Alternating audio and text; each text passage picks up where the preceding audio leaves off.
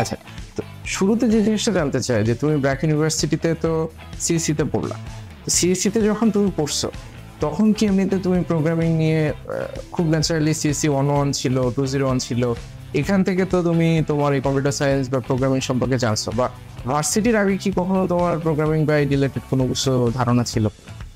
একেবারে ছোটবেলায় আমি পড়তাম আনন্দ মাল্টিমিডিয়া স্কুলে, কিছু মোস্তফা জব্বার স্যার। তো ওই সময় আর কি মানে কিছুটা আর কি মানে শুনতাম, বা আমাদেরকে একটা মানে আমার মনে আছে যে তখন মনে হয় আমার 5 বছর বয়স হবে। তো ওই সময় আর কি একটা মেলা হয়েছিল আর কি, আনন্দ মাল্টিমিডিয়া ওরাই আর কি আয়োজন করছিল স্কুল থেকে।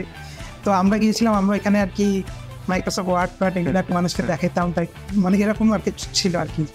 তো তখন থেকে আর কি আমার একটা মানে কাইন্ড অফ ইচ্ছা ছিল যে আচ্ছা আমি বড় হলে কম্পিউটার ইঞ্জিনিয়ার হবো। আচ্ছা আচ্ছা।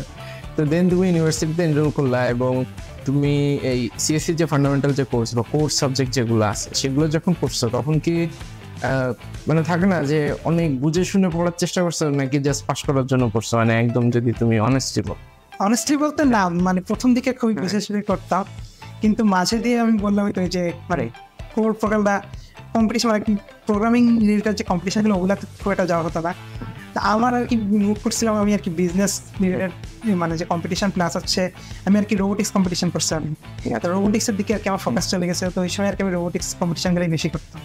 আচ্ছা, তো রোবোটিক্সের কম্পিটিশন করলা অ্যান্ড ইউনিভার্সিটি যখন একটু 4 বছর শেষ হয়ে গেছে তারপরে যেই কি তুমি আবার এই প্রোগ্রামিং এর রাস্তায় ফেরত আসছো নাকি আর একটু আগে?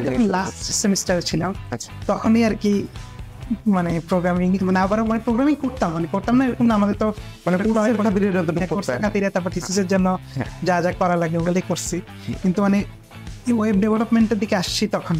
মানে একটা সিস্টেমেটিক প্রসেসের ভিতর দিয়ে যে শেখা, যে আমি টার্গেট করছি যে 6 মাস ধরে শুধু ওয়েব ডেভেলপমেন্ট শিখবো, বা ওই টাইপের জিনিস করছো তুমি ইউনিভার্সিটির একদম লাস্ট সেমিস্টার যেটা ছিল সেই সময় তুমি ডিসাইড করছো। এবং আমি যতটুকু বুঝলাম যে তুমি এটা জানতে পারছো তোমার কোনো একটা বন্ধুর মাধ্যমে যেটা বলতেছিল।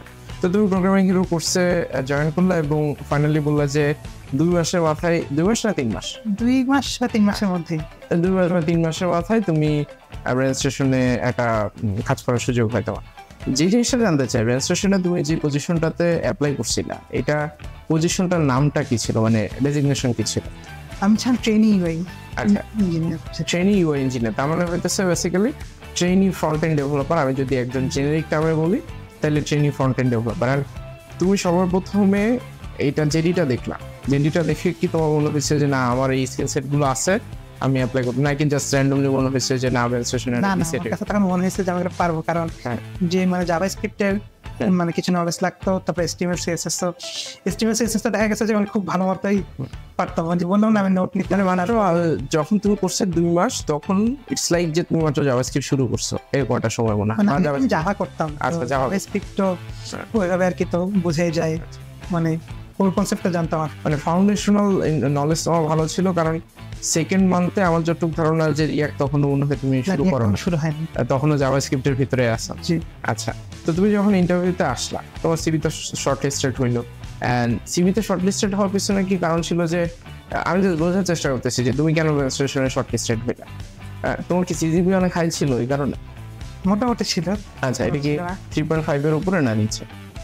উপরে। ও আচ্ছা, এটা মনে হয় একটা ইনফ্লুয়েন্স থাকতে পারে আর কি। যে এটা তাছাড়া আমার আর কি ইয়ে ছিল, মানে কিছু প্রজেক্ট ছিল অনেক। আচ্ছা, ওই যে রোবোটিক্সে অনেক প্রজেক্ট করছিলাম, ঝঙ্কার ব্যবস্থা যে প্রজেক্টগুলো করতো ওগুলো করতো আমি ইউটিউব দেখে কিছু প্রজেক্ট করতাম। আচ্ছা, তার মানে তোমার রেজাল্টে কিছু প্রজেক্ট ছিল, যেটাও তোমার জন্য মানে শুধুমাত্র রেজাল্টের জায়গাটা দিয়ে তো আসলে সফটওয়্যার ইঞ্জিনিয়ারিং বা টেকনোলজি লাইনে আসা। আমি যখন জয়েন করি তখন আমার 23+ সার্টিফিকেট ছিল। ও আচ্ছা, তার মানে তুমি অনেকগুলো জিনিসপত্রের ভিতরে অলরেডি ইনভলভ ছিল। এবং আরো একটা ব্যাপার, তুমি যে বিভিন্ন কম্পিটিশনে যাইতে, যে রোবোটিক্স কম্পিটিশন বা এগুলো কি তোমার সিভির ভিতরে রিফ্লেকশন ছিল এটা?